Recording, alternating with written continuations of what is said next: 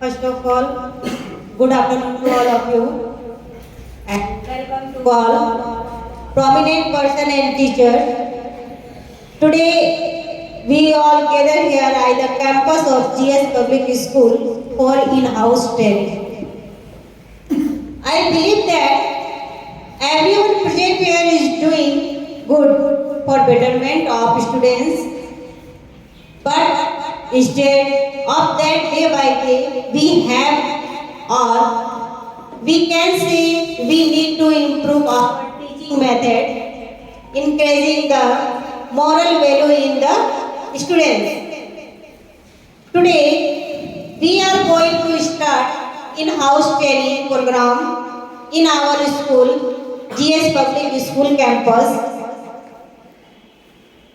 The topic is हमारी धरोहर हमारा विरासत and our resource person is Mr. Digambar Pandey sir. हमारी धरोहर हमारा विरासत क्या है? हमारी संस्कृति का प्रतीक है यह धरोहर और हमारी संस्कृति एवं धरोहरों की रक्षा करना हमारा फर्ज एवं कर्तव्य है. जब तक हमारी धरोहर संस्कृति है तभी तक हमारी पहचान है.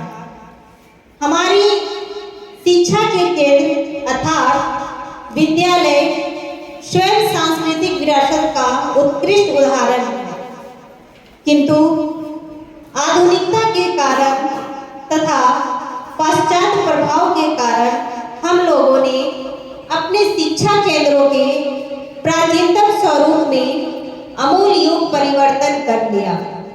तथापि शिक्षा की प्रक्रिया के महत्वपूर्ण अंग के रूप में आज भी गुरु तथा शिष्य की उपस्थिति अनिवार्य बनी हुई है.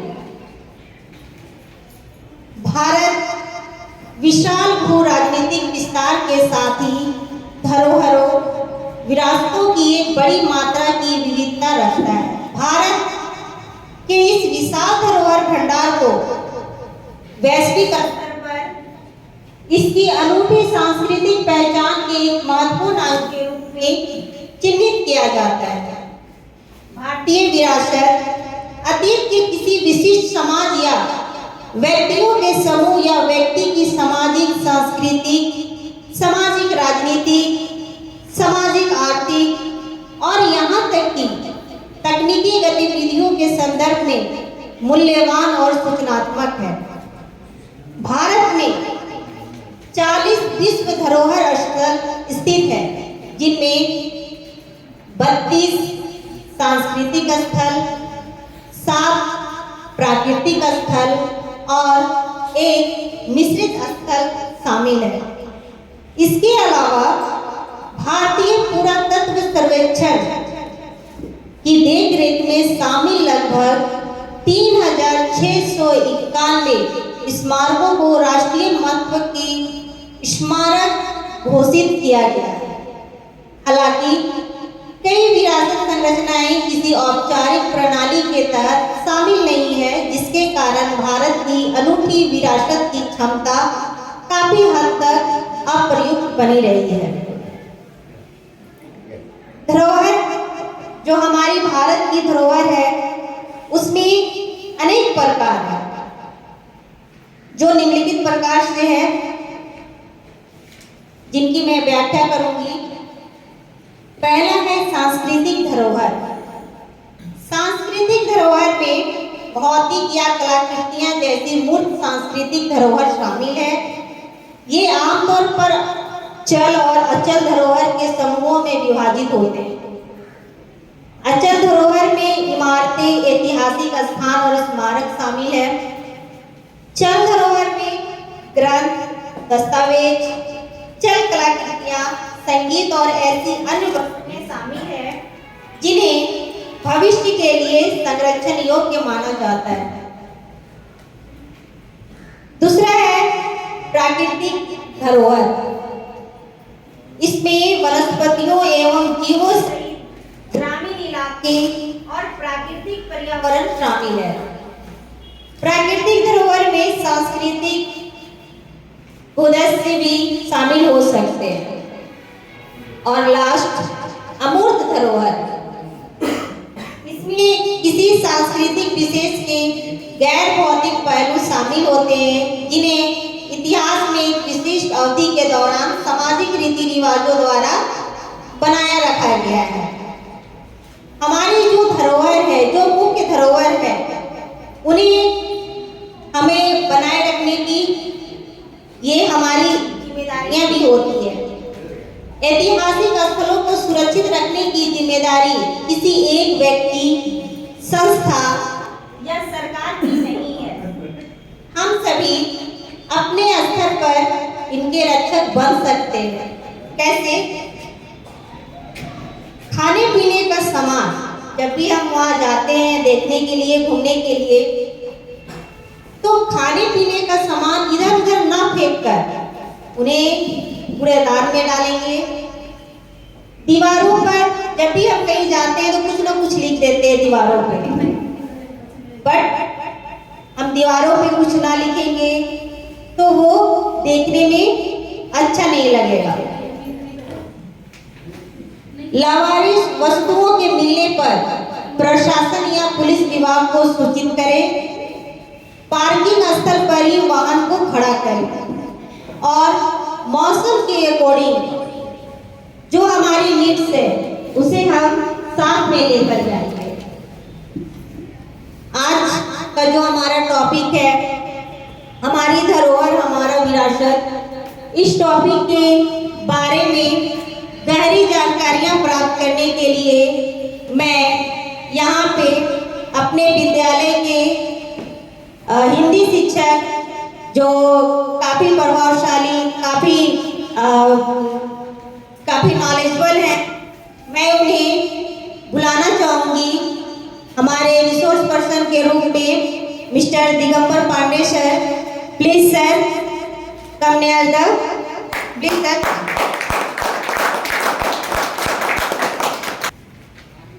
सबसे पहले इन हाउस ट्रेनिंग में उपस्थित सभी विज्ञजनों एवं शिक्षक गणों को मेरा आंतरिक नमस्कार, प्रणाम, आदाब, सत श्री अकाल। विद्यालय प्रबंधन के लिए आभार व्यक्त करना चाहूँगा जिन्होंने मुझे ऐसा मंच प्रदान किया। आज का टॉपिक है हमारी धरोहर हमारा विरासत। यह बड़ा ही गहन विषय है। इस विषय में अगर छात्रों को जागृत किया जाए, उसे जानकारी दी जाए, तो हमें आशा ही नहीं पूर्ण विश्वास है कि वे अपने जीवन का सर्वांगीण विकास करने में सक्षम होंगे। इसमें कोई संदेह, कोई सस्पेंशन नहीं है। हमारी धरोहर एवं विरासत की बात की जाए तो भारत की धरोहर विशाल ही नहीं बेमिसाल है। यही वह देश है जहां जन्म लेने के लिए देवी देवता भी तरसते हैं। इसे सोने की चिड़िया भी कहा जाता था। हमारे देश में हीरा मोती जैसा मूल्यवान खनिज ही नहीं बल्कि इनसे बढ़कर मानव रत्न को जन्म दिया है, वो हमारा भारत भूमि है, जिससे भारत ही नहीं बल्कि सारा विश्व धन्य हुआ है। ऐसे जैसे महात्मा बुद्ध को पकड़कर चीन, जापान आदि कई देश उन्नति के शिखर को छू रहे हैं। विवेकानंद ने अमेरिका आदि देश को अपने उपदेश से धन्य किया।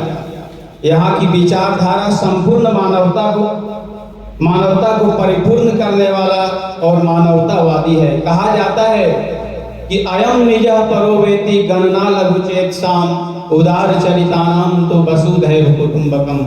हमारे ऋषि मुनियों ने, हमारे विगत महापुरुषों ने भारत को एक मानवतावादी राष्ट्र के रूप में देखा है और उसी तरह जिया है। उन्होंने क्या कहा है इस श्लोक के माध्यम से? अयम निजः परोवेति गणना लघुचेत साम उदार चरितानाम तो वसुधैव कुटुंबकम। यह अपना है और यह पराया है। अपने पराये का भेद तो निम्न हृदय वाले लोग रखते हैं, लेकिन जिनका विचार ऊंचा है, जिनका चरित्र ऊंचा है, उनके लिए तो सारी धरित्री ही अपना परिवार के समान है। उसके लिए उनके डायरी में पराया नाम का कोई शब्द ही नहीं होता। ऐसी है हमारी धरोहर, ऐसा है हमारा विरासत, जो शिक्षा, जो संदेश हमारे विगत महापुरुषों में ने दिया है, हम लोगों के लिए वह अनुकरणीय है, स्मरणीय है। यह ऐसा देश है जिसने पुरुषों में श्री राम दिया और यह अहिंसा और त्याग के लिए बुद्ध दिया, और कवि ने कालिदास को दिया और संत के रूप में तुलसीदास, सूरदास, कबीरदास को दिया है। और अगर भी दार्शनिकता की बात करें, अध्यात्म की बात करें, तो रविंद्रनाथ टैगोर और विवेकानंद को उन्होंने हम लोगों के समक्ष दिया है। वैज्ञानिक के रूप में होमी जहांगीर भाभा, सीवी रमन, और राष्ट्रपिता के रूप में अगर भी कहा जाए तो महात्मा गांधी जैसा व्यक्तित्व हम लोगों के सामने हमारी विरासत, हमारी धरोहर ने रखा है। नदी के रूप में गंगा, पर्वत के रूप में हिमालय, और स्मारक की बात की जाए तो ताजमहल, और चिकित्सा पद्धति की बात की जाए तो आयुर्वेद जैसा शानदार पैथी को उन लोगों ने दिया। और अगर दिन नारियों की बात की जाए तो नारियों में सीता, सावित्री, मैत्रेयी, सरोजिनी नायडू और इंदिरा गांधी जैसी महान महिला रत्न हमारी विरासत और हमारी धरोहर में, हमारे विगत जो महापुरुष हैं, या हमारा देश का जो भूमि है वो इतना उपजाऊ है, इतना उर्वर है, इस महान विभूतियों को इसने पैदा किया है। और रोग निवारण की बात किया जाए तो प्राणायाम जैसा सूक्ष्म व्यायाम और आसन दिया है। इसी और आत्मज्ञान की प्राप्ति के लिए ध्यान और मेडिटेशन जैसी बातें दी है। इसीलिए अब हम अगला स्लाइड की ओर बढ़ेंगे।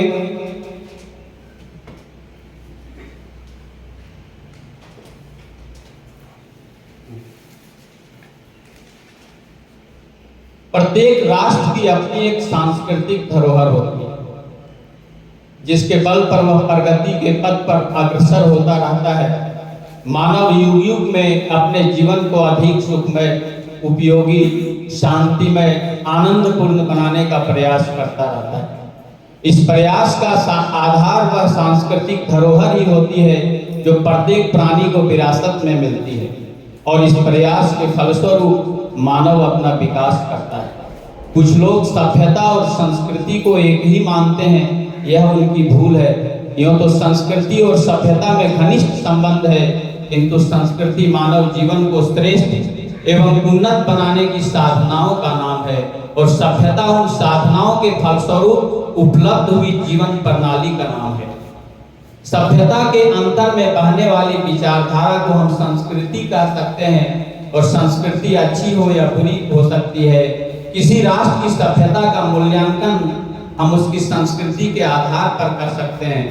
प्रत्येक राष्ट्र की संस्कृति वहाँ की भौगोलिक परिस्थितियों पर निर्भर है। प्रकृति का मानव जीवन को प्रभावित करने में बड़ा महत्वपूर्ण हाथ रहता है, जिसे धरोहर कहते हैं। धरोहर का अर्थ होता है, नेक्स्ट स्लाइड। धरोहर का अर्थ होता है वो ऐतिहासिक अवशेष, प्राचीन स्मारक, या एक निश्चित अवधि तक किसी के पास संभालने या सहेजने के लिए रखी गई वस्तु, या इसको छोटे शब्दों में अमानत भी कह सकते हैं। वह गुण, वह वस्तु, वह विचार जो परंपरा के रूप में हमें पूर्वजों से मिला है, ये धरोहर का अर्थ होता है। धरोहर का अर्थ थाती भी होता है, और धरोहर का अर्थ परंपरा से भी ले सकते हैं। और धरोहर की बात अगर भी की जाए तो हमारी भारत भूमि इसमें बहुत ही अमीर है, बहुत ही संपन्न है। अजंता की गुफाएं, आगरा का किला, ताजमहल,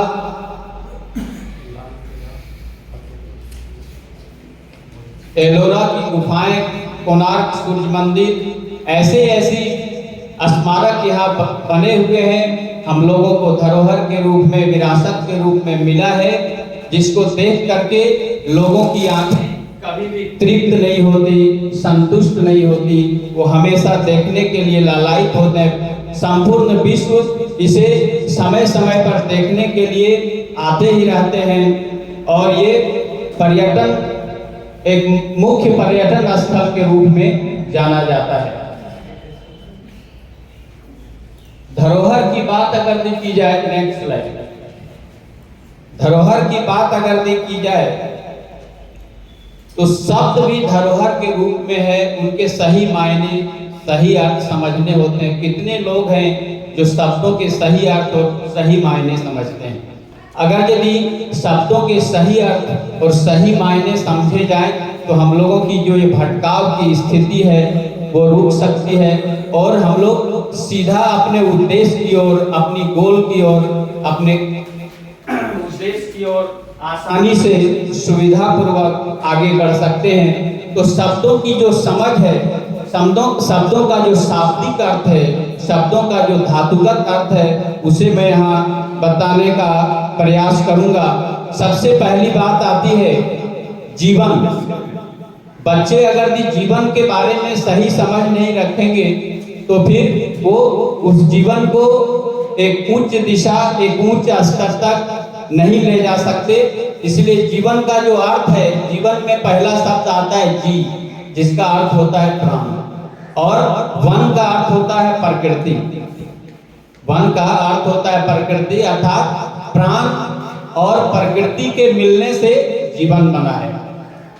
और अगर ये अर्थ लिया जाए तो कुछ लोग ऐसे भी दार्शनिक लोग कहते हैं कि जीवन जिस तरह से वन का सामने घना पेड़ में आगे क्या होने वाला है वो किसी को दिखाई नहीं पड़ता, उसी प्रकार जीवन का प्रत्येक जो पेज है उसका अगला पेज क्या खुलने वाला है हम लोगों को पता नहीं चलता है। हम लोग हमेशा जीवन के हर एक अगले पल के लिए अनजान रहते हैं, अनभिज्ञ रहते हैं। आगे का शब्द है दुनिया। दुनिया का अर्थ होता है दो नियम। यहाँ ध्यान देंगे, दुनिया का अर्थ होता है दो नियम। यहाँ जैसे जीवन मृत्यु, यहाँ देखेंगे हर एक चीज दो है। ध्यान दीजिएगा, हर एक चीज यहाँ दो है, जीवन मृत्यु, गरीब अमीर, दिन रात, अपना पराया, आत्मा परमात्मा। हर एक जगह जो है द्वैर्थी में ये दुनिया चल रही है, इसीलिए इसका नाम दुनिया रखा गया। कोई भी शब्द यहाँ बेकार में नहीं रखा गया। अगर ये दो नहीं होता, तीन होता तो शायद दुनिया नहीं तिनिया नाम रख दिया जाता, लेकिन दुनिया रखा गया। इसका अर्थ है कि हम मैक्सिमम चीजें दो हैं। माता पिता, पति पत्नी, भाई बहन, आप जहाँ भी देखेंगे मैक्सिमम चीज दो है, इसीलिए इसका नाम दुनिया रखा गया है। अब आगे की बात है आशीर्वाद। हम लोग बात बात में, बच्चे हो, युवा हो या बुजुर्ग, बात बात में कहते हैं कि आशीर्वाद दी। आगे का आशीर्वाद के बारे में चर्चा चल रही थी। आशीर्वाद के बारे में सभी लोग कहते हैं आशीर्वाद दीजिए। बच्चे हो, बुजुर्ग हो, युवा हो, सभी आशीर्वाद के लिए लालायित रहते हैं, लेकिन उसके सही मायने, सही अर्थ से सभी अधिकतर लोग अनभिज्ञ रहते हैं। आशीर्वाद मतलब होता है अनुशासनवाद। जो चीज करने से जो चीज पाया जाता है उसको ठीक ठीक किए बिना वो उसे पाया नहीं जा सकता। इसीलिए कहा गया है बिना किए जो पाना चाहे, बिना किए जो पाना चाहे उसका पाना चूल्हे में जाए। बिना किए कुछ भी पाया नहीं जा सकता। आशीर्वाद कोई हवा का झोंका नहीं है जो हाथ उठा करके किसी को दे दिया जा सकता है। जो चीज पाना चाहते हैं उसको किस अनुशासन के तहत करने से पाया जा सकता है, उस अनुशासन का अनुसरण करना ही आशीर्वाद को प्राप्त करना है। अगर कि हम उसका अनुसरण करते हैं, उसके अनुसार अपना चलन रखते हैं, तो किसी के आशीर्वाद को पाने के लिए नाक रगड़ने की जरूरत नहीं है। अर्थात कर्म की प्रधानता, कर्म प्रधान विश्व करी राखा, जे जस करहि से तस फल चाहा। इसीलिए यहाँ कर्म की प्रधानता है। आगे की जो बात है वो बड़ा ही उपयोगी बात है। शब्द तो बहुत छोटा है, लेकिन पूरी दुनिया में सबसे मूल्यवान है वो शब्द है माँ। पूरे दुनिया में इससे बड़ा शब्द छोटा है, लेकिन महत्व के बारे में अगर सोचा जाए तो इससे अधिक महत्व दुनिया में किसी का नहीं हो सकता। क्योंकि इस दुनिया से जाने के हजारों हजार रास्ते हैं, लेकिन इस दुनिया में आने के एकमात्र रास्ते हैं, वो है माँ। माँ के सिवा चाहे राम हो, कृष्ण हो, बुद्ध हो, बड़े बड़े अवतार हो, इस दुनिया में आने का कोई और मार्ग नहीं है, कोई और गेट नहीं है। लेकिन अगर यहाँ से जाने की बात है तो हजारों रास्ते हैं। लोग एक्सीडेंट से जा सकते हैं, लोग रोग से जा सकते हैं, लोग बुढ़ापा प्राप्त करके जा सकते हैं। इसलिए माँ की बातें हो रही है, माँ के बारे में समझना बहुत जरूरी है। कहा गया है कि माँ की दुआ कभी खाली नहीं जाती, माँ की बद्दुआ भी कभी टाली नहीं जाती। माँ की दुआ कभी खाली नहीं जाती, माँ की बद्दुआ भी कभी टाली नहीं जाती। बर्तन मांज करके भी एक माँ 4-4 बच्चे को पाल लेती है, लेकिन 4 बच्चों से एक माँ पाल नहीं। ये हमारे देश का कुसंस्कार है। क्यों? इसीलिए इसमें शिक्षक का उत्तरदायित्व है। शिक्षक को क्लास में कहा गया है सिर्फ किताबी ज्ञान देने से काम नहीं चलेगा, उसको नैतिक ज्ञान देना जरूरी है। माँ क्या होती है, पिता क्या होते हैं, गुरु क्या होते हैं। माता, पिता और गुरु ये तीनों जीवंत देवता होते हैं। ये तीनों जीवंत देवता होते हैं, जीवंत भगवान है। इनको छोड़कर कोई भगवान नहीं होता। इसीलिए माँ के बारे में थोड़ा चर्चा करेंगे। माँ के बारे में क्या है? माँ अर्थात जिसने माप दिया। ध्यान देंगे, माँ अर्थात जिसने माप दिया, इसीलिए नाम है माँ। माप मतलब होता है आकार दिया। जब बच्चे जन्म लेने से पहले उसका कोई आकार नहीं होता, बच्चों के जन्म लेने से पहले उसका कोई आकार नहीं होता, कोई प्रकार नहीं होता, अर्थात वो निराकार होता है। तो जब माँ के गर्भ में बच्चे आते हैं तो माँ उसे आकार प्रदान करती है, माप प्रदान करती है, इसीलिए उसका नाम माँ हो गया। तो माँ जो है सो बहुत ही मूल्यवान चीज है। माँ को इसीलिए कहा गया है कि माँ के लिए, पिता के लिए अनंत दुख भोग करो, अनंत शांति पाओगे। माँ और पिता के लिए दुख भोग करने का भी जरूरत पड़े तो उसमें पीछे नहीं हटना चाहिए। भारत के लोग तो विशेष करके पीछे नहीं हटते। माँ के बारे में जरा सा एक छोटा सा कहानी याद आ गया जो सुनाएंगे। चाणक्य का नाम आप सभी सुने होंगे। उनके पिताजी नहीं थे, उनकी माँ विधवा थी। बड़ा ही मुश्किल से वो अपने बच्चे का पालन पोषण कर रही थी।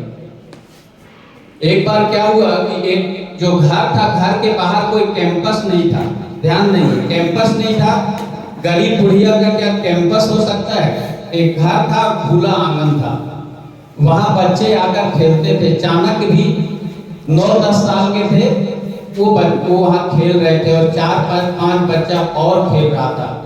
तब तक एक साधु, बड़ा ही तेज वाला, कहते हैं सिद्ध साधु वहां भिक्षा मांगने के लिए आया और भिक्षाम देही का अलग जगाया। भिक्षाम देही, जब भिक्षाम देही को तो वही चाणक्य की माँ निकली और थोड़ा सा चावल वगैरह जो भी था दान किया और देते ही चाणक्य पर नजर जो है सो उस साधु का पड़ गया, चाणक्य पर। तो साधु बोला कि माई ये बच्चा किसका है? वो बुढ़िया बहुत डर गई, घबरा गई कि कोई अपशकुन तो नहीं है, इतना बच्चा में इसी को बोल रहे हैं। तो बाबा क्या हुआ, क्या बात है, कुछ अपशकुन है? तुम नहीं दे, ये बच्चा बहुत भाग्यशाली है, ये आगे जाके सम्राट बनेगा, ये आगे जाके सम्राट बनेगा।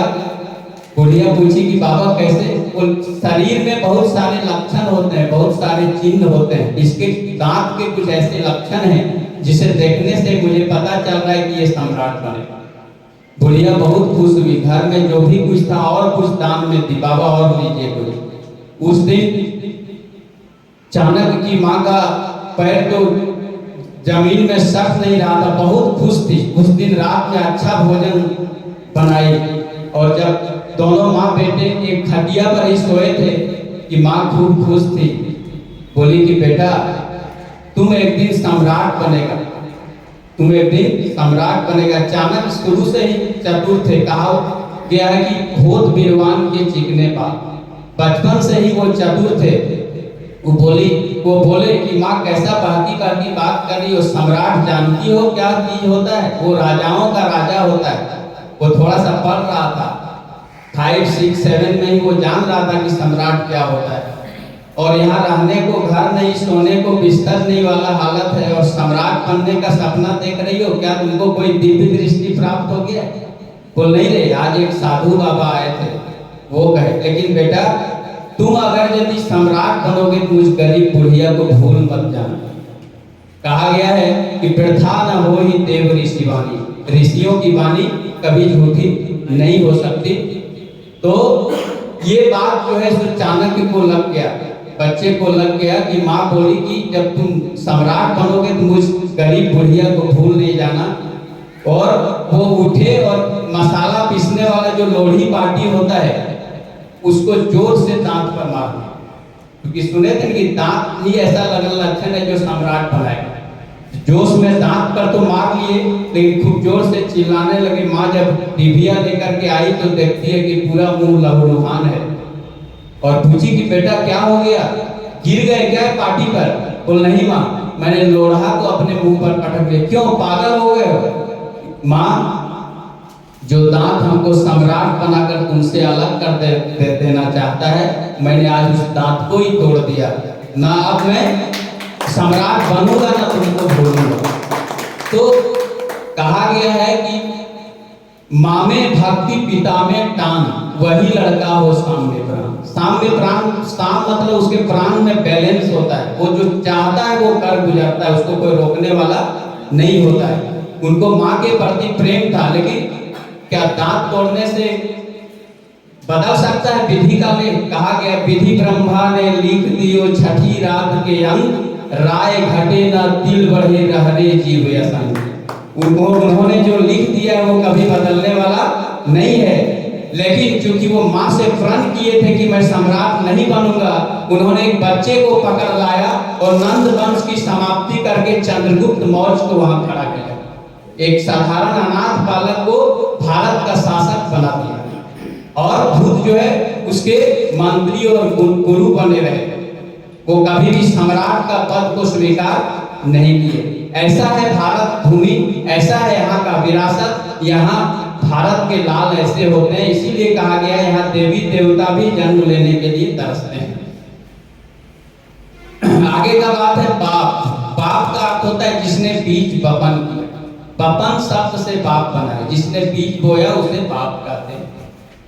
कृपा, कृपा है 6 नंबर में। कृपा अर्थात करके पाना। क्री मतलब करना होता है, प मतलब पाना। मतलब हमारा देश बड़ा ही आधुनिक था, यहाँ कोई शब्द दिखाने वाली बात नहीं थी। जो भी शब्द है उसका धातुगत अर्थ है। यहाँ ऐसा नहीं है कि बिना किए पाने पर जोर दिया गया हो, ऐसा हमारा अध्यात्म नहीं है।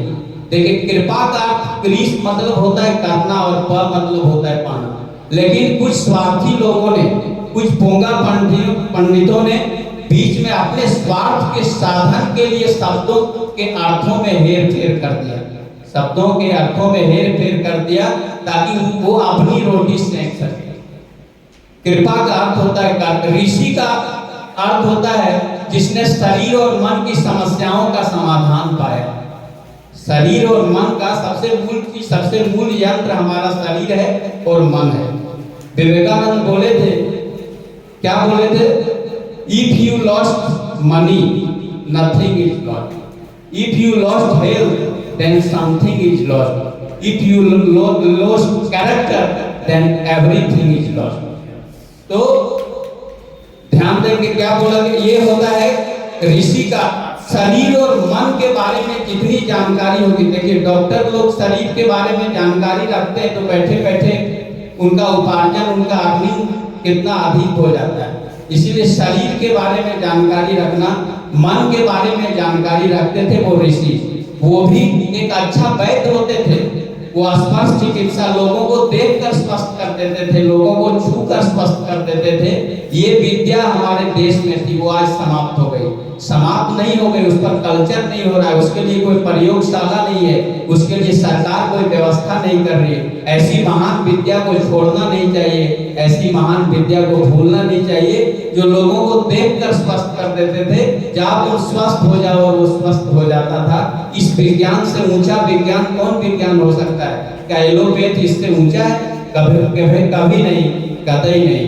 और ऐसे लोगों को ही ऋषि बोला जाता है। ऋषि का अर्थ सिर्फ दाढ़ी बढ़ा देने से नहीं होता, वो शरीर और मन के सच्चे वैज्ञानिक होते थे, वो सब चीज समझते थे। और मुनि का अर्थ होता है जिसने मन का अध्ययन किया, मन को समझने वाला मुनि होता है। मन एवं मनुष्यानां कारण बंधन मोक्षया, कहा गया है मन ही मनुष्य के लिए मोक्ष और बंधन का कारण होता है। मन ही सबों को फंसाता है। अगर यदि कोई विद्यार्थी नहीं पढ़ रहा है, प्रश्न करेंगे कि आपकी असफलता का कारण कौन है, तो आपका मन है। कहा गया है एक सोच सुखरास है, एक सोच दुखरास, एक सोच बंधन कटे, एक सोच गले फांस। सोचने में ही सब चीज है। क्या है, एक सोच अगर ये आप रखेंगे तो आनंद से परिपूर्ण हो जाएंगे, और आप ही के अंदर ऐसा सोच आ जाएगा जो आपको दुखी कर देगा।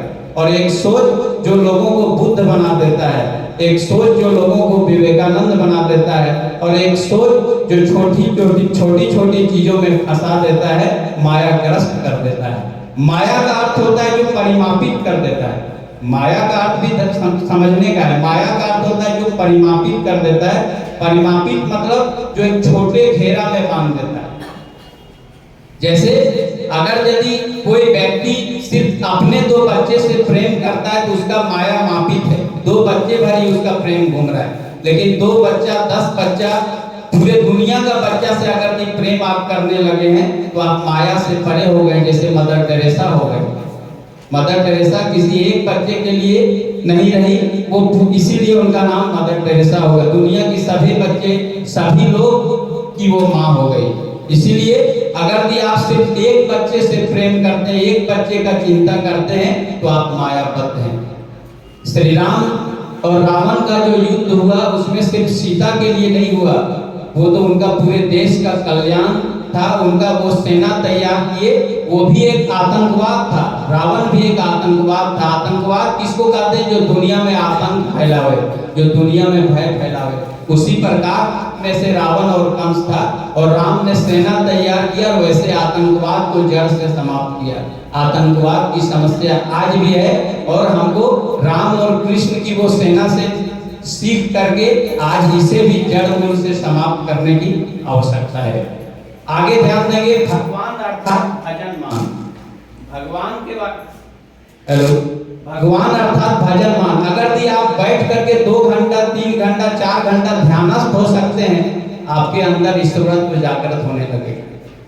जो व्यक्ति 10 घंटा बैठ के पढ़ सकता है, अब निश्चित हो जाता है कि ये IAS बन सकता है, ये IPS बन सकता है, ये डॉक्टर बन सकता है, क्योंकि उसका कर्म ही उसके भाग्य को परिलक्षित करता है, वही निर्णय करता है, कर्म है। इसीलिए अगर कोई व्यक्ति 2 घंटा 5 घंटा ध्यान कर सकता है तो वो निश्चित रूप से ईश्वर की प्राप्ति कर सकता है। अगर कोई बच्चा 5-10 घंटा अध्ययन कर सकता है, इतना सामर्थ्य है। परिश्रम करना एक दैवीय संपदा है, ये सबके अंदर नहीं होता। सब कोई 5-10 घंटा बैठ के नहीं कर सकते। उसका मन ही आंदोलन कर देगा कि नहीं उठो, मन ही उसके विरुद्ध में जंग छेड़ देगा कि नहीं अब बैठ नहीं पाएंगे। इसलिए मन को साधने की जरूरत है। प्रभु अर्थात जिसका सबके ऊपर प्रभुत्व रहता है, और वो कोई भी ऐसा कर सकता है।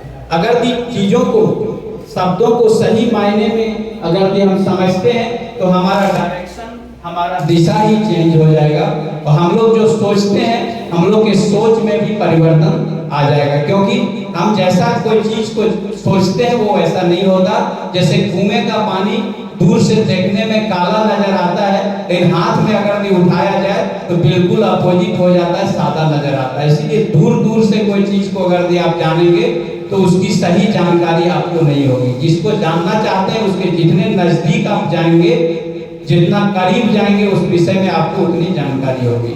नेक्स्ट है,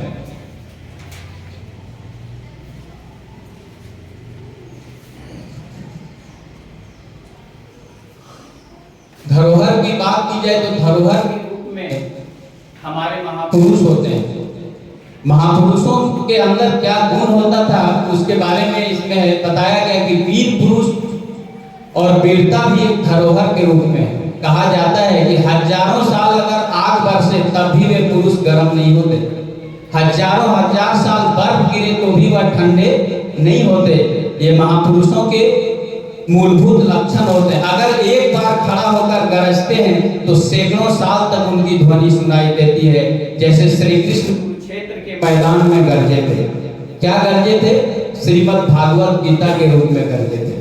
श्रीमद् भागवत गीता आज भी भारतवासी ही नहीं, विश्व के मानस पटल पर छाया हुआ है। सभी लोग आज भी सुनते हैं, चाहे वो संगीत रूप में सुने, मंत्रोच्चारण के रूप में सुने, लेकिन वो कभी हटने वाला नहीं है।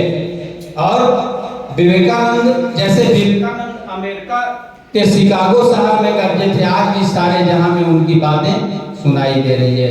आज भी लोग उनके बारे में सुनते हैं। और अगर भी श्री कृष्ण की बात की जाए तो जरा से ये बताना चाहूंगा कि श्री कृष्ण ही एक ऐसे पुरुष हुए जिन्होंने विश्व को ये संदेश दिया, ये जानकारी दिया कि मनुष्य कीड़ों मकोड़ों की तरह सिर्फ जन्म लेने वाला और मरने वाला नहीं है, बल्कि मनुष्य अमर है। मनुष्य अमर है, ये हम मरने वाला नहीं है। और श्री गीता में, श्रीमद् भागवत गीता में वो बोले क्या? नैनम छिद्यन्ति शस्त्राणि नैनम दहति पावक न चैनम कलेदयन्त्यापो न शोषयति मारुतः। क्या बोल रहे हैं कि मनुष्य के अंदर में जो आत्मा है उसे शस्त्र नहीं काट सकता, पानी नहीं गला सकती, अग्नि नहीं जला सकती, वो हमेशा अजर अमर अविनाशी है। उनसे पहले लोग सोचते थे जब हमारा जो जीवन है, हमारी जो सत्ता है, जब एक बार समाप्त हो जाता है तो फिर मिलने वाला नहीं है। लेकिन उनका कहना है कि हमारा जीवन कभी समाप्त ही नहीं होता। आत्मा का अर्थ वही होता है जो अनवरत चल रहा है। आत्मा का अर्थ होता है जो अनवरत चल रहा है। परमात्मा का अर्थ होता है जो परम गति से चल रहा है, एक महान गति से, उच्च स्तरीय नियम से चल रहा है, उसको कहते हैं। और नेक्स्ट स्लाइड। शुरू में ही हम बताए कि भारत भूमि ने ऐसे ऐसे मानव रत्नों को जन्म दिया है जो हीरा और मोती से भी कीमती हैं। आप ध्यान देंगे, आदि गुरु शंकराचार्य ये भारत के एक महान दार्शनिक, धर्म प्रवर्तक थे। उन्होंने अद्वैत वेदांत को ठोस आधार प्रदान किया। भगवत गीता, उपनिषदों और वेदांत सूत्रों पर लिखी हुई इनकी टीकाएं बहुत ही प्रसिद्ध हैं। उन्होंने सांख्य दर्शन का प्रधान कारणवाद और मीमांसा दर्शन के ज्ञान कर्म समुच्चयवाद का भी खंडन किया था। शंकराचार्य बचपन से ही सन्यासी होना चाहते थे, लेकिन वो एक ही बेटे थे, इसलिए माँ कभी आज्ञा नहीं दे पा रही थी। माँ की आज्ञा के बिना इनको सन्यास धर्म ग्रहण करना बहुत ही मुश्किल था। तो एक दिन माँ जब तालाब में नहाने गई और कुछ कपड़ा खींचने गई तो शंकराचार्य बच्चे थे और पानी में नहाने के लिए उतरे और झूठ बोलने लगे कि माँ हमको मगरमच्छ ने पकड़ लिया है, अगर नहीं तुम सन्यास की आज्ञा दे दो तो मगरमच्छ हमको छोड़ देगा। तो माँ का क्या लक्षण है? माँ तो चाहती है बच्चा मेरा बचा रहे, चाहे जो भी रहे। माँ तुरंत बोली हाँ हाँ बेटा जाओ तो सन्यास बन जा, सन्यासी बन जा, लेकिन बचा रहे। तो जब शंकराचार्य बाहर आए, नाटक करके बाहर आए, तो फिर वो बोले कि माँ मैं सन्यासी बनने जा रहा हूँ, लेकिन मेरा एक वादा है तुमसे, तुम जब भी बुलाएगी तत्काल मैं तुम्हारे सामने प्रकट हो जाऊंगा। और उन्होंने वैसी शक्ति, वैसी वैसा ज्ञान को हासिल कर लिया था कि किसी के सामने वो बुलाने मात्र से तत्क्षण प्रकट हो जाते थे। ये भी एक पढ़ाई है, इसको ब्रह्म विद्या बोला जाता है। ब्रह्म विद्या का लोप हो गया, ब्रह्म विद्या का लोप हो गया। हम लोग इतना बड़ा चीज अनमोल धरोहर को खो चुके हैं। ये बड़ा ही एक पश्चाताप करने वाली विषय है और इस पर लोग आजीवन पछताते रहेंगे। और एक बार क्या हुआ कि शंकराचार्य अपनी माँ से मिलने आए थे। ध्यान दीजिएगा, जब माँ से मिलने आए तो माँ जो है सो घर से बाहर थी और वो एक पूजा करने के लिए गई थी। शंकराचार्य बोले कि माँ इतना देर तक तुम पूजा करती है और इतना देर खाली पेट रहती है? माँ बोली कि बेटा नदी बहुत दूर है और मंदिर से नदी बहुत दूर है, वहां से जल लाता हूँ, रोज शंकर जी को जल चढ़ाता हूँ, कैसे संभव होगा? शंकराचार्य बोले कि माँ कल से वो नदी उसी मंदिर से होकर गुजरेगी। माँ भी हंसने लगी। माँ को थोड़ा सा ये बात बड़ा ही अटपटा लगा, बड़ा चुटकुला जैसा लगा। लेकिन कल जब हुआ तो आश्चर्य है कि नदी मंदिर के बगल से ही होकर गुजर रही थी। आप गूगल में भी इसको सर्च मार सकते हैं, ये सत्य घटना। कोई भी असत्य घटना को मैं बयान नहीं करता हूँ। इसीलिए हमारे देश के विगत महापुरुषों में अजीब शक्ति, अजीब चमत्कार छिपा हुआ था। उन सारी चीजों को अगर भी हम खो रहे हैं तो ये हमारे लिए दुर्भाग्य की बात है। Next slide. महात्मा बुद्ध, इनका जन्म लुम्बिनी में 563 ईसा पूर्व इक्ष्वाकु वंशीय क्षत्रिय शाक्य कुल के राजा सुयोधन के घर में हुआ था। उनकी मां का नाम महामाया था, जो कोलीय वंश से थी, जिनका इनके जन्म के 7 दिन बाद निधन हुआ। उनका पालन महारानी की छोटी सगी बहन महाप्रजापति गौतमी ने किया। कहा जाता है कि महात्मा बुद्ध के जन्म के बाद ही एक आकाशवाणी हुआ था कि ये लड़का अगर भी किसी बीमार को, किसी लाचार को, किसी मृत व्यक्ति को देख ले तो ये संन्यास ले लेगा। और सुयोधन भरसक प्रयत्न किए ताकि ये संन्यास नहीं ले। उसके लिए बहुत समय बाद उनका विवाह भी कर दिया यशोधरा से। राहुल नाम का एक पुत्र भी हुआ था। लेकिन जिनका जो उद्देश्य होता है, जिनका जो गंतव्य होता है, वही पहले जो बोले कि विधि ब्रह्मा ने लिंग दियो छठी रात के अंग, राय घटे न तिल बढ़े रे जीवासन। वो विधि की वाणी को टाला नहीं जा सकता। और अंत में उनके अंदर वैराग्य जागृत हो गया, वो घर छोड़ के चले गए। जब वापस वो आए थे तो यशोधरा को लगा कि मेरा बेटा राहुल तो अभी सिर्फ राजा है, लेकिन महात्मा ये बुद्ध से अगर इनको परिचित करा दे तो पूरे विश्व में जो है तो पूजनीय हो जाएगा। ये स्वार्थ था। यशोधरा जब बुद्ध से मिलने गई तो यशोधरा बोली कि सुनते हैं कि पिता का सारा दौलत पुत्र का होता है। आप इतने महान हैं तो आपका सारा दौलत राहुल का होगा। महात्मा बुद्ध बोले कि मेरा तो सबसे बड़ा दौलत त्याग है, मेरा तो सबसे बड़ा दौलत त्याग है। मैं सब कुछ त्याग चुका हूँ। अगर तेरा भी बेटा मेरे जैसा त्याग करना चाहे तो मैं नहीं रोकूंगा। यशोधरा तुरंत बच्चे को लेकर लौट गई। तो ये आकाश और पाताल की बात हो जाती है। उन लोगों का विचार, उन लोगों का अनुसरण करना कोई साधारण बात नहीं है। ऐसे हमारे महात्मा बुद्ध थे कि आज हम लोगों को एक आश्चर्य का विषय लग रहा है। आज हम लोगों को लग रहा है कि ये सत्य हो नहीं सकता, लेकिन ऐसा हुआ है क्योंकि हम लोग बहुत नीचे आ गए। हम लोग बहुत नीचे आ गए। विवेकानंद जब वहां से लौट के आए शिकागो से, वो रामकृष्ण परमहंस के शिष्य थे। तो उस समय देश गुलाम था। ध्यान दीजिएगा, रामकृष्ण परमहंस काली माँ का साक्षात दर्शन करते थे।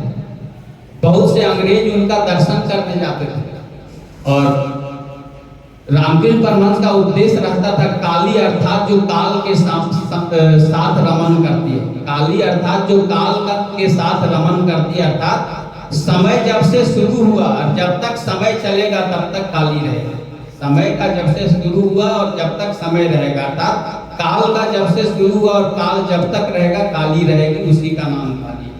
समस्त चराचर जगत को जन्म देने वाली जगदात्री है, पालन पोषण रक्षण करने वाली। ये बात वो बोल रहे हैं। वहां एक थॉमस मैन नाम का एक अंग्रेज बैठा हुआ है। बोला स्वामी जी, ये छोटी सी काली की मूर्ति पूरे विश्व का पालन पोषण और रक्षण करती है, जन्म देती है। रामकृष्ण परमहंस बोले, कह रहे जब छोटा सा सूर्य पूरे दुनिया को रोशनी दे सकता है तो ये छोटी सी मूर्ति पूरे दुनिया का पालन पोषण और रक्षण क्यों नहीं कर सकती? अंग्रेज पढ़ा लिखा था। नहीं स्वामी जी, सूर्य इतना छोटा नहीं है। वास्तव में सूर्य तो पृथ्वी से भी सैकड़ों गुना बड़ा है। क्योंकि हम उससे बहुत दूर हैं, इसीलिए वो हमें छोटा दिखाई देता है। ये जो आप बोले छोटा है और रोशनी दे रहा है, ऐसी बात नहीं है। रामकृष्ण परमहंस बोले यही तो। थॉमस मैन बोला समझे नहीं। जिस तरह से तुम सूर्य से बहुत दूर हो इसीलिए सूर्य तुम्हें छोटा दिखाई देता है, उसी प्रकार तुम काली माँ से बहुत दूर हो। तेरा विश्वास और भक्ति और तेरी निष्ठा बहुत दूर है, बहुत कम है, इसीलिए वो तुमको छोटा दिखाई देती है। वास्तव में काली माँ तो तेरे सूर्य से भी सैकड़ों गुना बड़ी है, क्योंकि तेरा विश्वास भक्ति बहुत दूर है, बहुत, इसीलिए तुम्हें छोटा लग रही है। अगर हमको तो काली माँ सूर्य से भी बड़ी दिखाई देती है। ये है काली माँ का वास्तविक परिचय। और एक बार आईएएस यूपीएससी में भी ये प्रश्न पूछा गया था कि आध्यात्मिक जगत का कोलंबस किसे कहा जाता है? उत्तर था रामकृष्ण परमहंस। वही एक व्यक्ति ऐसे थे जो सीना तान के बोलते थे कि ईश्वर को मैंने वैसे देखा है जिस तरह तुमको देख रहा हूं। विवेकानंद जब ईश्वर के खोज में निकले थे तो विवेकानंद को कोई रोक नहीं सका। वो पहले देवेंद्रनाथ के पास गए थे, रविंद्रनाथ टैगोर के पिताजी देवेंद्रनाथ के पास। वो सीधा पूछते थे कि ईश्वर है या नहीं है। देवेंद्रनाथ बोले कि मैं गीता में दिखाता हूँ, उपनिषद में दिखाता हूँ, पुराण में दिखाता हूँ। विवेकानंद बोले कि आई एम ऑल्सो एमएससी, मैं भी एमएससी हूँ, मैं भी पढ़ा लिखा हूँ, गीता पुराण और उपनिषद में खुद पढ़ सकता। आप क्या जानते हैं, आपने ईश्वर को देखा है या नहीं? अगर ये आपने देखा है तो मैं रुकूंगा, और नहीं देखा है तो मैं जाऊंगा। वो रोक नहीं पाएगा।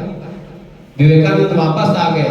उनको ईश्वर प्राप्ति की बेचैनी थी और इस कॉलेज में थे प्रोफेसर महाशय ने उनको बताया, और फिर वो रामकृष्ण परमहंस के पास गए। वो वही सवाल किए कि आपने ईश्वर को देखा है? रामकृष्ण परमहंस बोले ठीक उसी तरह जिस तरह तुमको देख रहा हूं। विवेकानंद आश्चर्यचकित हो गए और फिर वहां से कहीं नहीं गए, वो रामकृष्ण परमहंस के ही शरण में। तो ऐसा है हमारा भारत का धरोहर, ऐसा है हमारी भारत का विरासत, जहां से हम लोग बहुत नीचे चले जा रहे हैं, बहुत पीछे चले जा रहे हैं। और इस तरह की शिक्षा हम लोगों को कम से कम अपने बच्चे को इतनी शिक्षा तो दी जानी चाहिए ताकि नैतिकता उसके अंदर जीवित रहे। ये जो वृद्धाश्रम और अनाथ आश्रम जो इतना खुल रहा है, ये ना खुले। ये माता पिता को रहने के लिए जो वृद्धाश्रम खुल रहा है, ये क्या है? ये नैतिकता का घोर पतन है। ताकि हम जो बच्चे अपनी माँ पिता गुरु के प्रति श्रद्धा नहीं रखते, प्रेम नहीं रखते, लगाव नहीं रखते, उन बच्चों से भविष्य में क्या क्या आशा की जा सकती है? हमें लगता है कुछ भी नहीं। इसीलिए शिक्षकों का जिम्मेवारी है कि हम लोग उनको नैतिक जानकारी दें, नैतिक शिक्षा दें। इंजीनियर बन जाए, डॉक्टर बन जाए, लेकिन अगर उसके अंदर नैतिकता नहीं है तो माँ को रोटी नहीं मिलने वाला है। लेकिन वो बच्चा नहीं पढ़े, मजदूर ही रहेगा तो 4 रोटी कमाएगा तो माँ के लिए 2 रोटी देगा। लेकिन डॉक्टर इंजीनियर बनने से तो वो अमेरिका और स्विट्जरलैंड चला जाएगा, माँ को तो यहीं छोड़ देगा। इसीलिए विवेकानंद से पूछा गया था, एक आईएएस पास लड़का पूछा कि मैं डॉक्टर बनूं कि इंजीनियर बनूं? विवेकानंद बोले सबसे पहले एक अच्छा इंसान बनो, सबसे पहले अच्छा इंसान बनो, फिर चाहे तुम डॉक्टर बनो चाहे इंजीनियर बनो, उससे देश का सेवा होगा। अगर तुम अच्छा इंसान बने बगैर डॉक्टर बनते हो तो ना मालूम कितने आदमी का किडनी बेच दोगे, कितने आदमी का हार्ट बेच दोगे, इसका कोई ठिकाना नहीं है। इसीलिए सबसे पहले हम शिक्षकों की जिम्मेवारी है कि बच्चों में किताबी ज्ञान भले कम हो, नैतिक शिक्षा, नैतिक ज्ञान अवश्य देना चाहिए। इसीलिए कहा गया है क्या? ईश्वर की गुरु में नहीं सूक्ष्म ज्ञान, शिक्षक में नहीं सूक्ष्म ज्ञान, तो कौन जगावे छात्र प्राण? गुरु में ही नहीं है वो चीज, तो छात्रों में कौन जगाएगा? Next slide.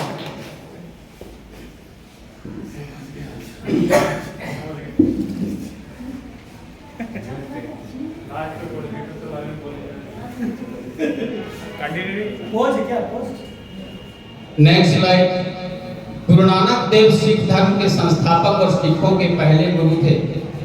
उनकी जयंती प्रकाश पर्व या गुरु पर्व के रूप में मनाई जाती है। नानक जी का जन्म पाकिस्तान पंजाब में रावी नदी के किनारे स्थित तलवंडी नामक स्थान में हुआ था। 1469 में कार्तिक पूर्णिमा के दिन इनका जन्म हुआ था।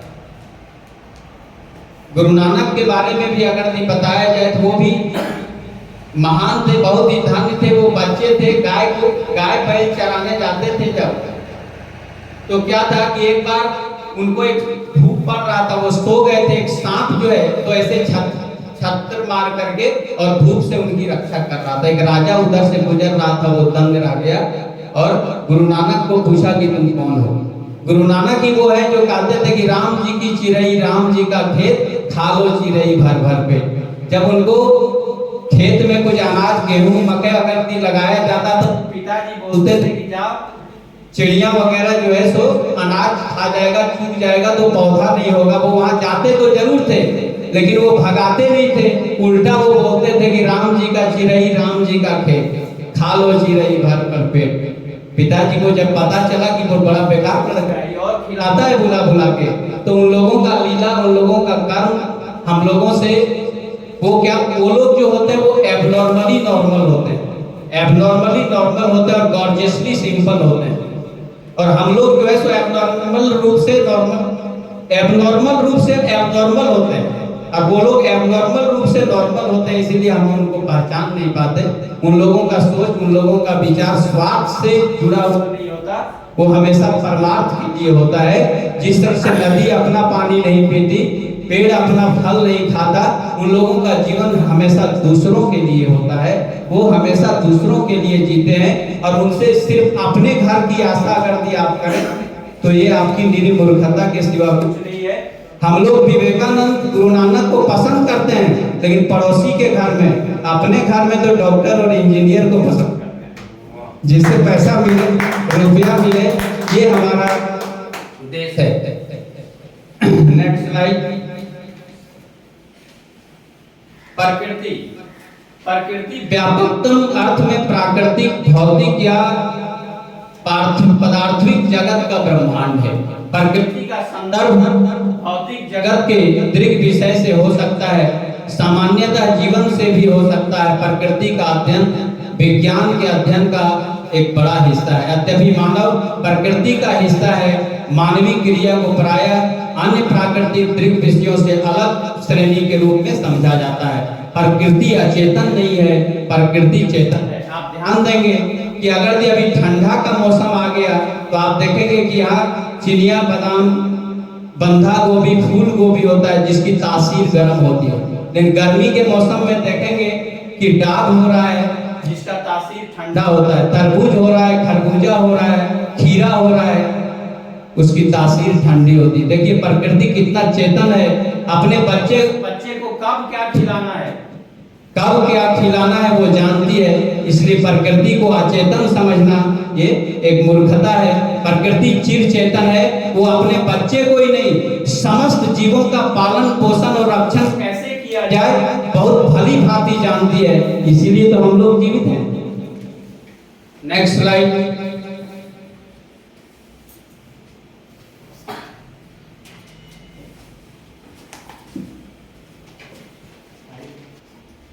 धरोहर के मुख्य प्रकार सांस्कृतिक धरोहर। सांस्कृतिक धरोहर का अर्थ होता है जो संस्कृति में हमें मिला है कलाकृति के रूप में, और ये दो प्रकार का होता है, चल और अचल। अचल का मतलब होता है जो स्थिर रहता है, जो चल नहीं सकता, जैसे स्मारक हो गया, ऐतिहासिक स्थान हो गया, वो चलता नहीं, एक जगह स्थिर रहता है। चल धरोहर जैसे ग्रंथ दस्तावेज एक जगह से दूसरे जगह उसको ले जाया जा सकता है, एक जगह से दूसरे जगह उसे पहुंचाया जा सकता है। प्राकृतिक धरोहर इनमें वनस्पतियों एवं जीवों सहित ग्रामीण इलाके और प्राकृतिक पर्यावरण शामिल है। प्राकृतिक धरोहर में सांस्कृतिक भूदृश्य भी शामिल हो सकते हैं और प्रकृति ने भारत को विशेषकर प्राकृतिक छटा को पर्यटन रूप में जो दिया है शायद ही किसी विश्व के भूभाग में दिया हो, ऐसा तो प्रतीत नहीं होता। Next slide. अमूर्त धरोहर। अमूर्त धरोहर इसमें किसी संस्कृति विशेष के गैर भौतिक पहलू शामिल होते हैं जिन्हें इतिहास में एक विशिष्ट अवधि के दौरान सामाजिक रीति रिवाजों के द्वारा बनाए रखा। अमूर्त मतलब जो मूर्त नहीं है, जो स्थूल नहीं है, जिसका भौतिक शरीर नहीं है, उसको अमूर्त कहते हैं। अमूर्त मतलब विचार, इसमें सामाजिक मूल्य परंपरा रीति रिवाज इसे देखा नहीं जाता, इसे अनुभव किया जाता है, उसे अमूर्त कहते हैं। स्वाभाविक रूप से भौतिक वस्तुओं की तुलना में अमूर्त सांस्कृतिक धरोहर को संरक्षित करना अधिक कठिन है, अर्थात मूर्त से अधिक पावरफुल अमूर्त होता है। जैसे देखिएगा जो व्यक्ति जीवित है उससे लोग नहीं डरते हैं, लेकिन वही व्यक्ति अगर मर जाता है, मृत्यु प्राप्त कर लेता है, वो अमूर्त हो जाता है तो सब उससे डरने लगते हैं। इसीलिए जो दिखाई पड़ता है वो कमजोर है, लेकिन जो दिखाई नहीं पड़ता वो शक्तिशाली। हवा दिखाई नहीं पड़ती, अत्यंत शक्तिशाली है, उसके बिना हम एक पल भी नहीं रह सकते। पानी दिखाई देती है, उसके बिना हम एक दिन गुजार सकते हैं। इसलिए जो चीज अमूर्त है, मूर्त नहीं है, जो दिखाई नहीं देता उसका मूल्य उतना अधिक होता है। ज्ञान और विचार, मन दिखाई, शरीर में क्या नहीं दिखता है? मन नहीं दिखता है। सारी इंद्रियां दिखाई देती हैं, आंख, नाक, कान, जिह्वा, दांत, सब चीज, त्वचा, लेकिन मन नहीं दिखाई देता। मन सबसे पावरफुल होता है, इसीलिए मन के कारण ही हम लोगों का नाम मनुष्य है। अगर मन नहीं होता तो मनुष्य नहीं हो नाम होता है। दूसरे प्राणियों का नाम जानवर है, क्योंकि उसके पास मन नहीं है, सिर्फ जान है। जिसने जान को वर्ण किया है, इसलिए उसका नाम जानवर है। और हम लोगों के पास मन है, इसलिए हम लोगों का नाम मनुष्य है। नेक्स्ट स्लाइड, हमारी विरासत, हमारा अभिमान। प्रत्येक देश का इतिहास उसकी भावी संतान के लिए मार्गदर्शक धरोहर होता है। अपने पूर्वजों के महान कार्यों से भावी पीढ़ियां प्रेरणा प्राप्त करती है, उनकी भूलों का विश्लेषण करके भावी मार्ग निर्धारित करती है तथा गौरवशाली इतिहास की पुनः प्रतिष्ठा का प्रयास होता है। जो काम हमारे पूर्वज नहीं कर सके उसको पूरा करना हम लोगों का कर्तव्य होता है, हम लोगों का दायित्व होता है। लेकिन इसके लिए हमें अपने धरोहर के बारे में, हमारी विरासत के बारे में जागरूक होना जरूरी है। अगर हम जानेंगे ही नहीं तो फिर मानेंगे नहीं, और मानेंगे नहीं तो फिर करेंगे क्या? प्राचीन इतिहास से कटकर कोई समाज सांस्कृतिक धरोहर को नष्ट होने से बच नहीं सकता। अतः प्रत्येक समाज अपने अतीत से जुड़ा रहना चाहता है और उस अतीत के आधार पर महान भविष्य के निर्माण की योजना बनाता है। यही कारण है कि सभी देश में प्राचीन इतिहास के अध्ययन पर बल दिया जाता है।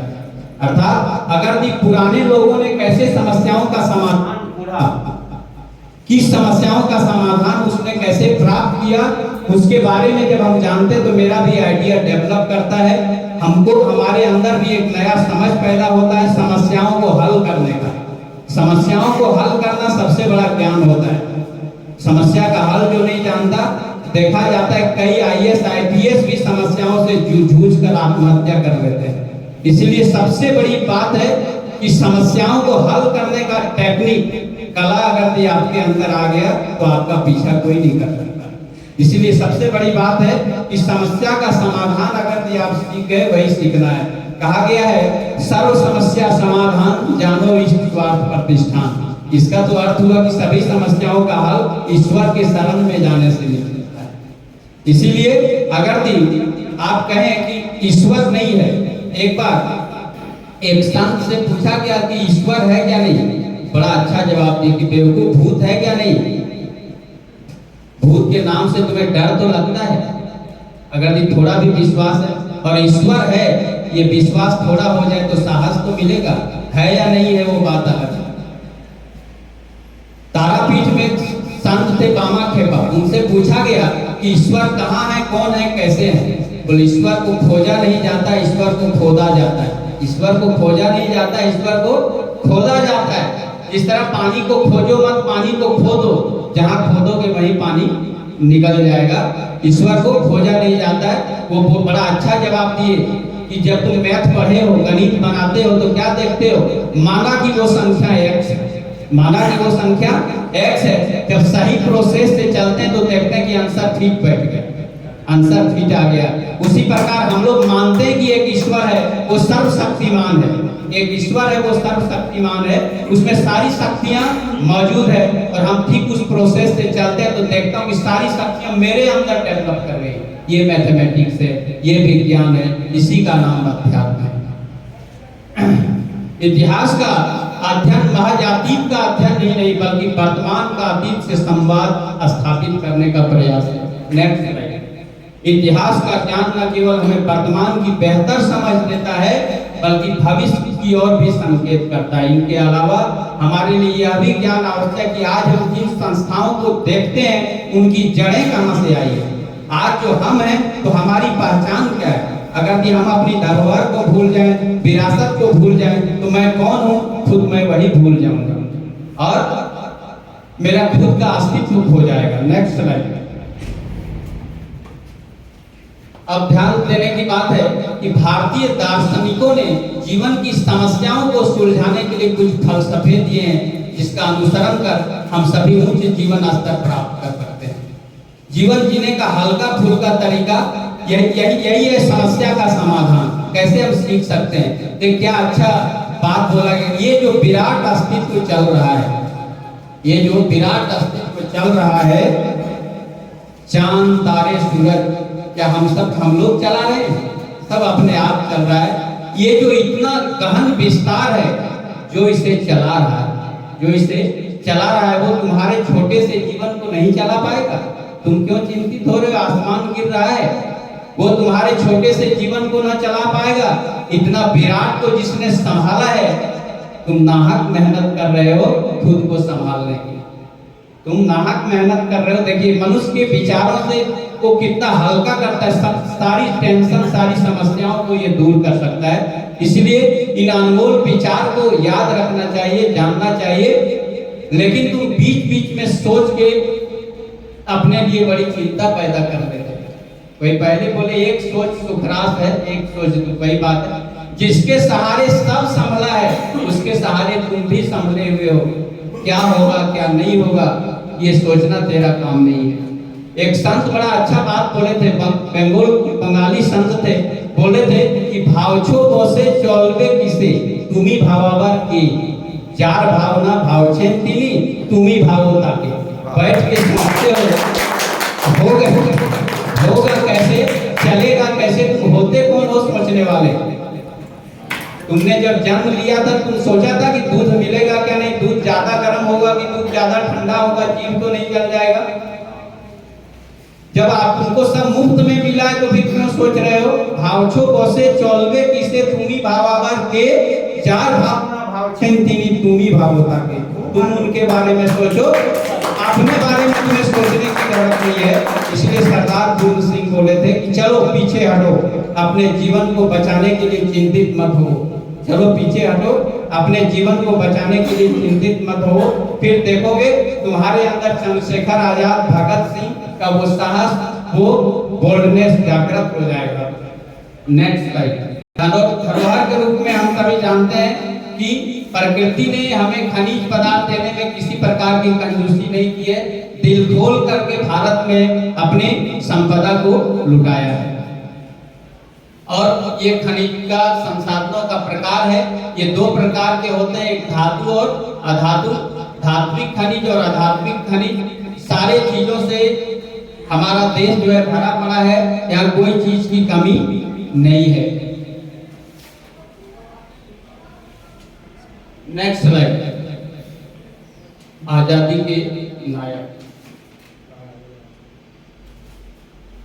हमारे स्वतंत्रता सेनानियों के लिए जीवन, परिवार, संबंध और भावनाओं से भी ज्यादा महत्वपूर्ण था हमारे देश की आजादी। इन लोगों को देख करके सीखने का जरूरत है। इन लोग आखिर में कैसा मन और कैसा सोच लेकर चलते थे। इस अद्भुत क्रांति में असंख्य लोग मारे गए, घायल हुए इत्यादि। अपने सम्मान और गरिमा के लिए हर कोई अपने देश के लिए मौत को गले लगाने का फैसला किया, जिनमें मुख्य थे चंद्रशेखर आजाद, भगत सिंह, लाला लाजपत राय, राम प्रसाद बिस्मिल, बाल गंगाधर तिलक, महात्मा गांधी, जवाहरलाल नेहरू, सरदार पटेल आदि लोगों की कुर्बानियों के कारण ही आज हमारा भारत देश आजाद हिंद में सांस ले रहा है। और ये हम लोगों को प्रेरित करने वाली है, आने वाली कमिंग जनरेशन को जोश भरने वाली है, प्रेरणा देने वाली है, ताकि भविष्य में अगर देश पर कोई समस्या मंडराए तो इन्हीं की तरह जो है शहीद होने के लिए हर क्षण हर पल सभी बच्चे, सभी भारतीय तैयार रह सके। नेक्स्ट एक कविता है धरोहर के बाद। सृष्टि के धरोहर तुम, विधाता की रचनाओं में मनोहर तुम। वो हम लोगों के बारे में, पर हो अधूरा एक सोहर तुम, जग जाएगी जब सुख संवेदना विहान, उसी दिन होगा तेरा खुद को तब तुम मानव कहना। मानव कहलाने का एक शर्त होता है, एक परिभाषा होता है। मानव का ढांचा और ढांचा का कलेवर मात्र पहन लेना ये मानव नहीं होता। मानव का एक परिभाषा होता है। उस जिस तरह से चीनी का धर्म होता है मिठास, अगर भी चीनी से मिठास गायब हो जाए तो उसे चीनी कोई नहीं खा सकता। उसी प्रकार मनुष्य का एक धर्म होता है, एक परिभाषा होता है, एक मापदंड होता है, एक मानक होता है। उसके तहत मानव को रहना पड़ता है, तब वो सही मायने में मानव कहला सकता है।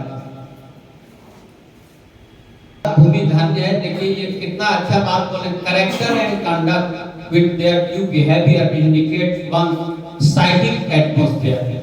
आपका चरित्र और आपका आचरण जो व्यवहार में झलकता है, उससे पता चलता है कि आपका मानसिक वातावरण कैसा है, आपका मानसिक आबोहवा कैसा है, ये पता चलता है। नेक्स्ट निष्कर्ष जो करते हैं, धरोहर को जानने के लिए थोड़ा पीछे हटना पड़ता है। जैसे लंबी छलांग लगाने के लिए लोग थोड़ा पीछे हटते हैं, जो जितना पीछे हटते हैं छलांग उतनी लंबी होती है।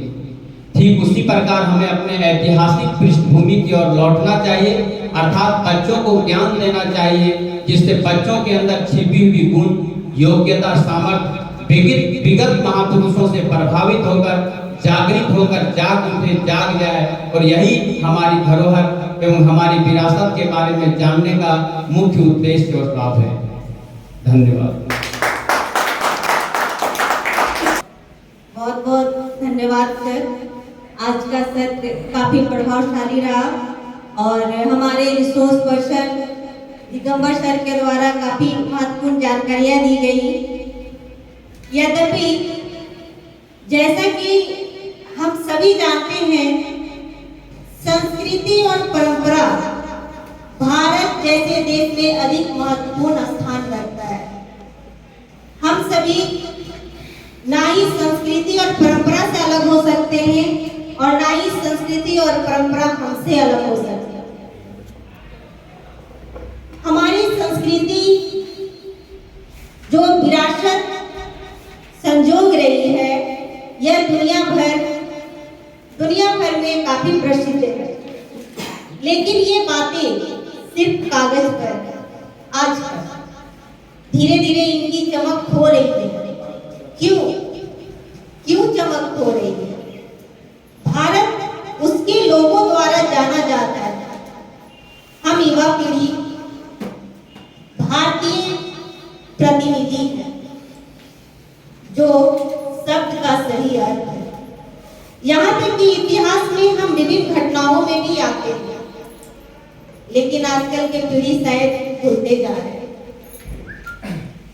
जहां भारत ने बदलाव के बारे में लाने के लिए नेतृत्व किया और भारत को ब्रिटिश से स्वतंत्रता प्राप्त करने के लिए नेतृत्व किया, हम सभी भारतीय युवा हमेशा भारत की संस्कृति और शक्ति एवं अभिमान रहे। हम सभी भारत के गर्व और उसके विरासतों के हकदार हैं, जो वास्तव में अपनी संस्कृति, इसकी विविधता, इसकी विशिष्टता में निहित है। हमारा भारत देश महान परंपरा, धर्म, अध्यात्म, साधना और भक्ति का देश है। भारत ही एक ऐसा देश है जहां संत के द्वारा धन्य है और जहां संस्कृतियों और विरासतों का खजाना है। लेकिन आज हम बाहरी चमक में इतने खो गए हैं कि हमें खुद की चमक दिखाई नहीं देती।